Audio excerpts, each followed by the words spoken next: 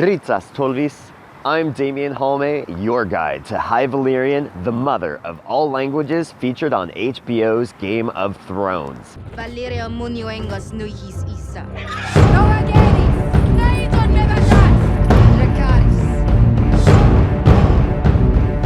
This is Lesson 16, or Storms and Substantives.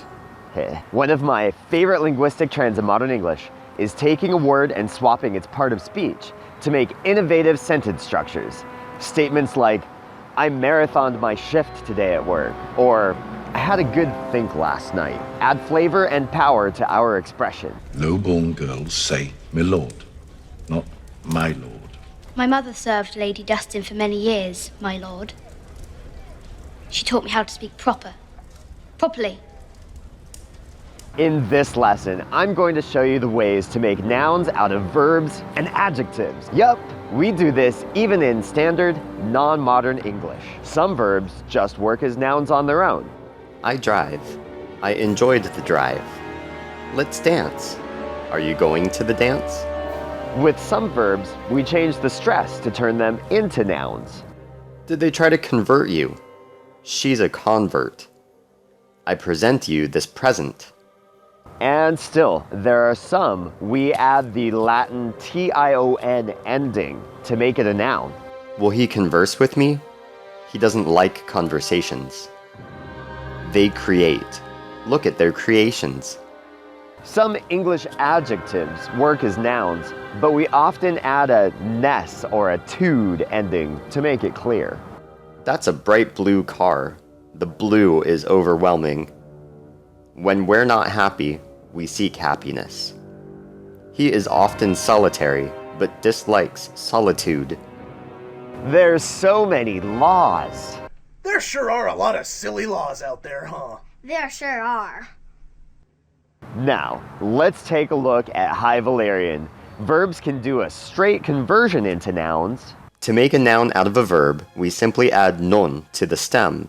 Though sometimes for consonants to sound harmonious together, David J. Pearson has made some voiceless consonants into voiced, like S to Z, and some voiced consonants into nasal ones, like B to N. Idrebagon, to choose, becomes idrenon. Osignagon becomes osignon, and vauresagon becomes vauresnon. A verb can also become a profession. To talk about someone's profession, we use the suffix tys, which occasionally, and we're not sure why, expresses as rys after a vowel. I know, that's lame, but hey, I didn't create the language. Argugon becomes arguris. Gemagon becomes gentis. Memebagon becomes mentis. And we can even define a place where the verb often gets enacted. To make a place where a verb is often performed, we add lion for vowel stems and ion for both consonant stems. Demagon becomes demalion. Limagon becomes a sad example by the creator of the language, DJP, literally a crying place, limalion. And here's an odd one.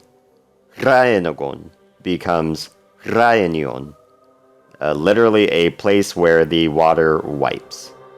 Now for adjectives. The easy method makes those sort of abstract nouns that describe a state of being a certain adjective, like madness or strength. Talking about the general feel of being in a specific adjective, we just add ves to the terrestrial aquatic stem. Adere becomes aderves.